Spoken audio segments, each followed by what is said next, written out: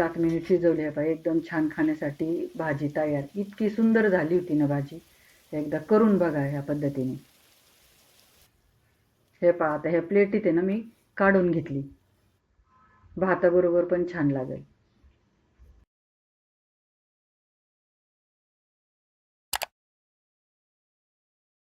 नमस्कार. आज आपण करतोय कारली. तर यासाठी ना मी 9-10 कारली घेतलेली आहे मध्यम आकाराची, छोटे छोटे. इकडे एका बाउलमध्ये पाणी घेऊन हळद टाकली, मीठ टाकलं,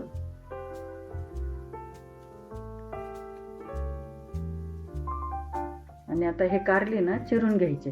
तर दोन्हीकडचं भाग कापून, वांग्याला कसे आपण 2 कापा देतोय दोन्ही साईडनी, तसे काप दिलेत. म्हणजे व्यवस्थित सगळीकडे तो मसाला लागला जाईल आणि सगळीकडून परतलं जाईल म्हणून.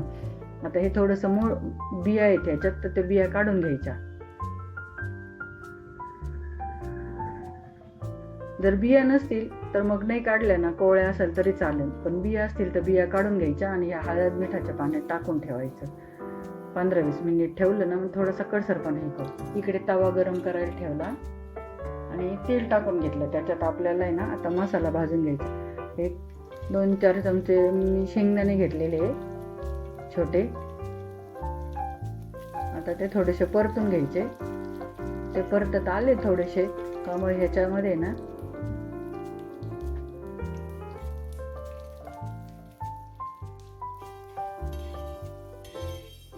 ते काढून घेतले आधी परतून झाल्यावर. आणि मग आता ह्याच तव्यात आहे ना लसूणच्या पाकळ्या, हिरवी मिरच्या 2 आणि थोडासा आल्याचा तुकडा परतून घ्यायचा. आणि 2 मीडियम साईजचे कांदे आहेत ना मोठ्या आकाराचे चिरून घेतले, ते परतून घ्यायचे.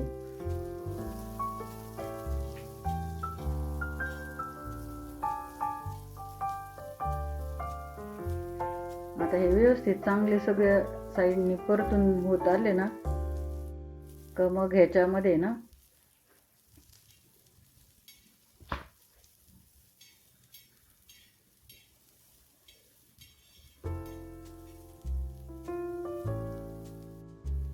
दोन बारीक चिरलेले टोमॅटो टाकले.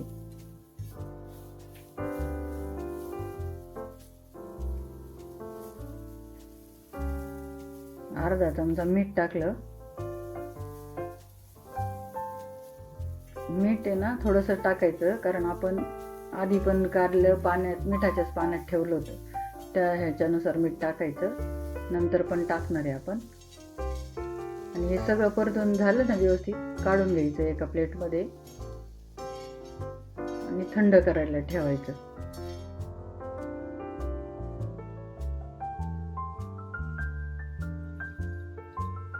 आपण आहे ना तवा फ्राय कारलं करतोय, त्याच्यामुळे ना तव्यातच कारलं करायचं. याच्यात तेल टाकून घेतलं मी 1.5 पळी. कारले पाण्यातून काढून पिळून घ्यायचे.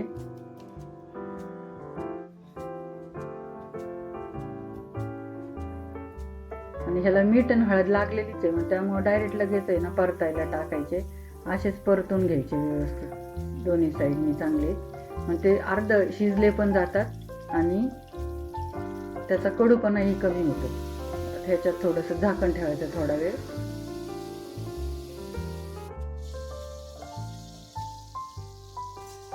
आता हे एका साईडने पलटी मारून घ्यायचे.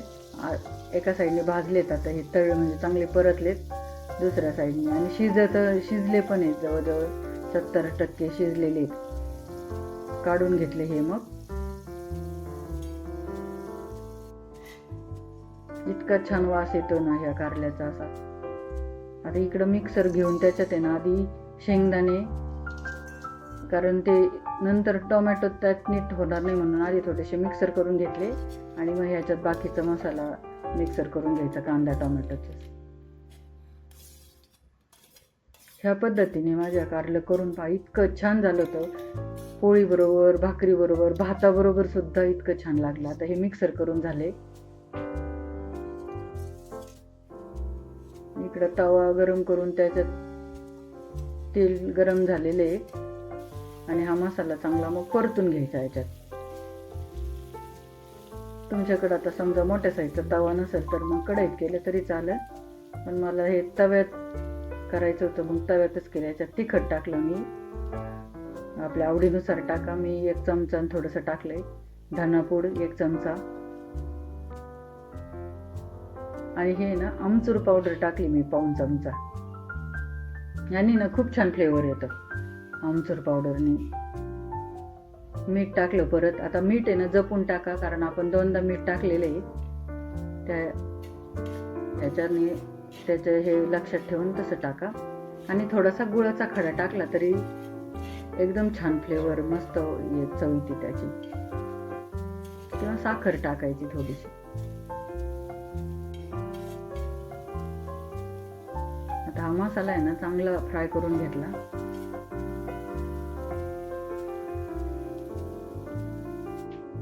मसाल्यातलं सगळं तेल सुटलं ना, मग ते मिक्सरचं भांड्यातलं पाणी ना ते थोडंसं टाकून परत मसाला थोडासा मिक्स करून घेतला.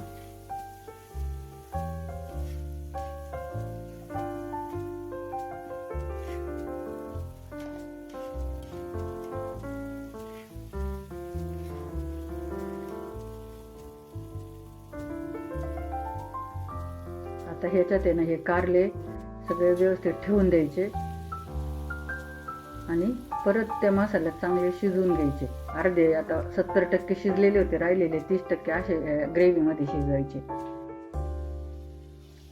आता हे पहा जवळजवळ 5 ते 7 मिनिट शिजवले. पहा एकदम छान खाण्यासाठी भाजी तयार. इतकी सुंदर झाली होती ना भाजी, एकदा करून बघा ह्या पद्धतीने.